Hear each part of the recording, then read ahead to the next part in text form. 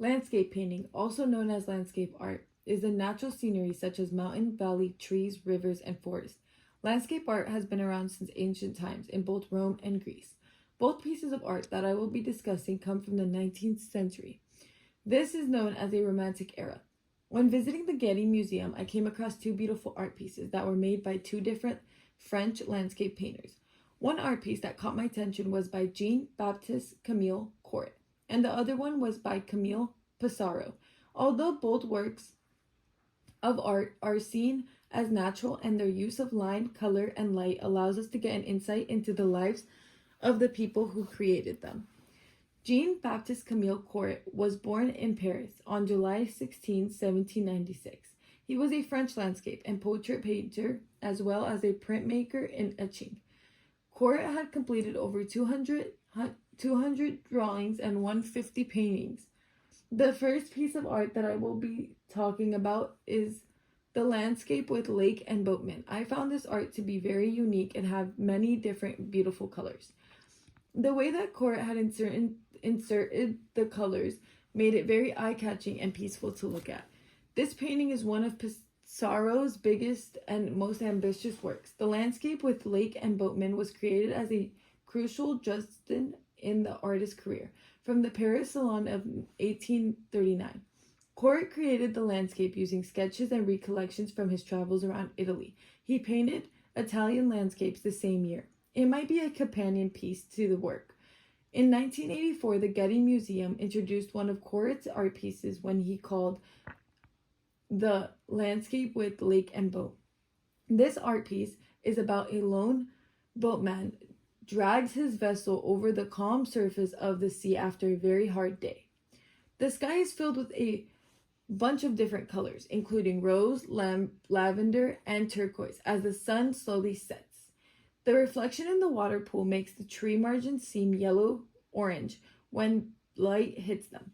The little alone guy in the back lighting, vivid colors evoke a mood of sorrow and desire that the romantic critics of the period found appealing. This heading implied that viewers would value the image more as a lyrical depiction of a particular time of a day than as a description of a particular location. The success of the painting depended much on the painter's mastery of light effects. The color that Corot had included made the painting have some sort of sweetness and even sadness feeling among it. The orange and bluish sky still has traces of the setting sun, and some last reflections make the tree pale gold.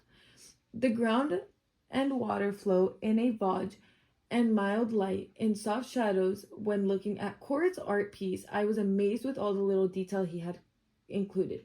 Not only did I notice the beautiful colors that he used to make me feel alive within the painting, but also the detailed lines that he inserted to make it as close as it could be to reality.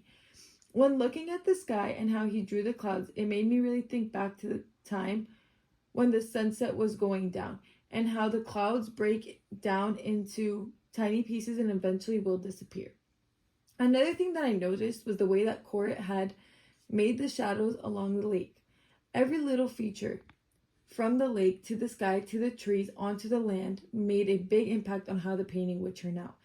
The meaning that I felt from this was a very peaceful and comfortable place to be when someone is in need to be alone and enjoy nature's beauty.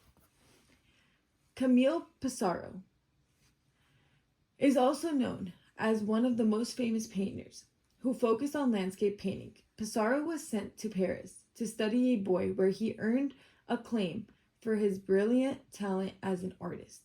He was obligated to return to St. Thomas in 1847 to help his father run the general store.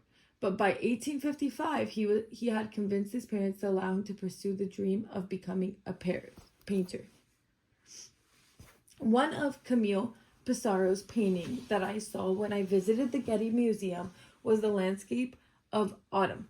This painting is one of Pissarro's largest and most ambitious canvases. It was completed during a pivotal time in the artist's career. After painting outside the Claude Monet, Perry, and Alfred Sisley For many months in 1869, he adopted their groundbreaking technique of breaking up surfaces with loose brushwork to indicate the varying influence of light and air.